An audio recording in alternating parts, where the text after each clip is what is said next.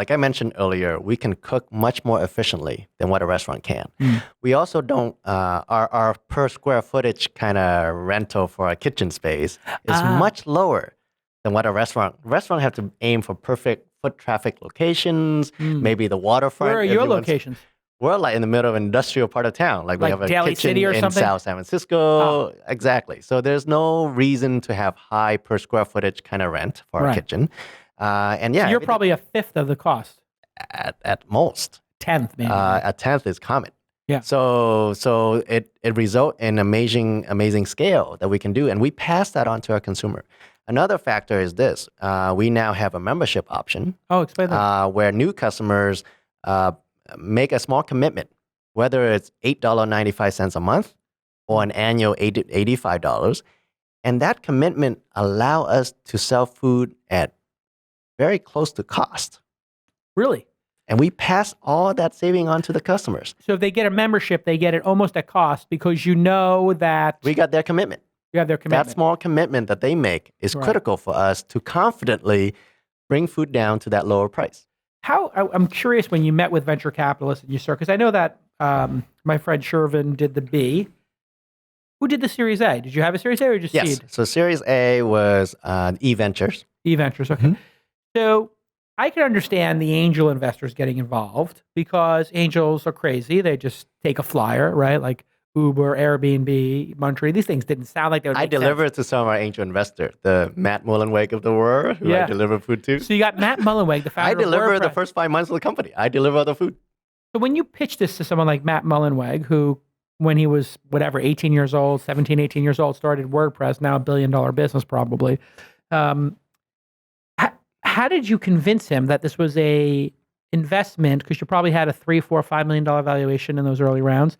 How do you promise that you're going to get a valuation? This isn't a restaurant. Did they think they were investing in a restaurant? Definitely not. They know this is not a restaurant, and we never pretended that we're a restaurant. We would not serve people on site or anything like that. Why do you think they invested? Because it seemed crazy in 2012. Combining quality food and convenience is super hard. Yeah. It's super hard. And you can have a local restaurant who deliver around the blocks really well, but they cannot deliver to the rest of town, let alone the Bay Area, for example. Yeah. So we figure out how to do that, and we keep fine-tuning that to do better and better. And that is a sort of speak secret sauce that we have going. Right. How do you combine great food? And we are in a vertically integrated company so that we cook the food ourselves. The margin is within our control. We hire our own delivery team members, so they are the one who are employees of the company delivering the food. So the delivery is not done by contractors. They're not done by contractors. They're W-2 part-time employees who work for us, represent us. They are the only human interaction our customers have with the company. So we want to make sure we screen, make sure we got great team members. Hey, I heard something. It's getting very hard on these businesses, the on-demand category, because, and this flies in the face of what we all thought would happen, but there's not enough of them. There's not enough what the government would call unskilled workers or entry-level workers. I don't mean it to be demeaning in any way. We all started somewhere. But a job where you don't need a college degree, let's call it. Is it getting incredibly difficult to hire those people? And are their wages continuing to go up? All that may be true. Yeah. But I think the advantages we have is these delivery team members only serve a small neighborhood that we assign them to. So they're not, let's say in the case of car, ride share, or whatever, these drivers that we have don't drive all over town. Right. They stay in a very small area, so they get very familiar with their neighborhood. Efficiency. They have huge efficiency. They actually, a lot of our business is repeat customers, as you can imagine. And they'll be like, hey, I'm going to Jason's house again. And Jason, you're like, hey, Johnny's coming again. You know who Johnny is. Right. And that's why it's important for them to be W-2s of you. And that's right. And it's very efficient for them to serve that same neighborhood over and over again. So it's a great entry-level position, as you mentioned earlier, for, let's say, college students who have a few spare hours a night. Even retirees, I suppose. There are a lot of different people who can spare a few hours a night and do this work. They feel comfortable with it because they get to meet, customers who are really looking forward to the meals coming to their home. And so they get to bring a little piece of joy to the customer, and they enjoy that.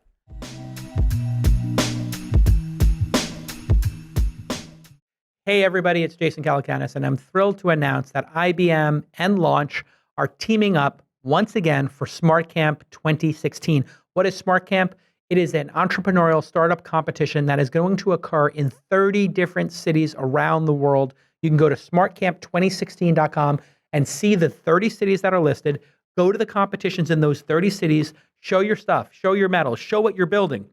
And then if you win your city, you'll be a finalist to be in the finals where 10 startups are going to come and they're going to get their hotels paid for. They're going to get free VIP tickets to Launch Festival, and they're going to get to present. The top 3 will present on stage to a bunch of VCs, angel investors, and thousands of people in the crowd. And I'm going to mentor those companies as well in a bunch of sessions before they get on stage. And the winner will receive $25,000 of my money. Wait, what? Oh, yeah, I guess I'm giving $25,000 to the winner, and they'll get to come to my incubator. And in the incubator, they'll spend 12 weeks with me, and every week they're going to meet 3, 4, 5 investors, and they're going to come to 6 jam sessions, and when I get through with them, they're going to be ready to raise either a seed or a Series A round. They're going to be able to make money, have revenue, scale their companies, all that great stuff.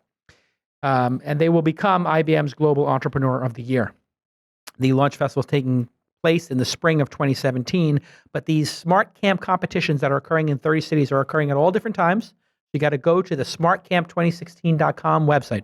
Please, if you're an entrepreneur and you want to pitch on stage, get mentored by the local IBM city leaders, and have a chance to compete to be a finalist at the Launch Festival in the spring of 2017, please go to smartcamp2016.com and apply. Sign up, get information. And it's been a great program. Last year, the winner was Carforce. They came to my incubator. I put in $25K. I was so impressed with the company. I put a second $25,000 into it. And I'm syndicating it out to all my friends, the most powerful investors in the world, who are going to hopefully put another couple $100,000 into it. So it's a huge success story from last year. We're doing it again. Thanks so much to my friends at IBM for partnering with me on smartcamp2016.com. It's all upside for you if you're a founder. You're going to get a ton of mentorship. They're going to give you all kinds of great product from IBM, like Watson and their design and all this different stuff they're doing. It's a really great program. I'm very proud of the work we did last year, and I'm super excited for this year. So go to smartcamp2016.com and join in on the fun. Okay, let's get back to this amazing episode.